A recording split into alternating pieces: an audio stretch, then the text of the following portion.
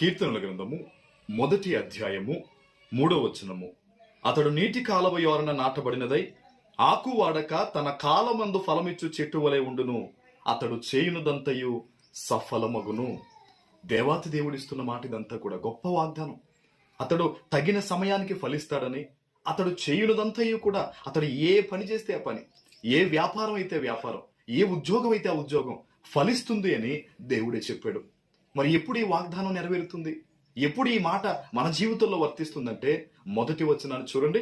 దుష్టుల ఆలోచన చొప్పున నడువక, పాపుల మార్గమున నిలువక. ఈరోజు నేను అడుగుతున్నాను, దేవుడు నీకు ఇచ్చిన 24 గంటల సమయంలో నువ్వు లోకానికి ఎంత ఇస్తూ ఉన్నావు, దేవునికి ఎంత ఇస్తూ ఉన్నావు?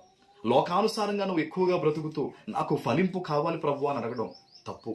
దేవుని యందు భయభక్తులు కలిగి దివారాత్రము వాక్యము ధ్యానించి మంచితో నీవు ముందుకు వెళ్తే గనక నువ్వు చేయునదంతయు కూడా సఫలం.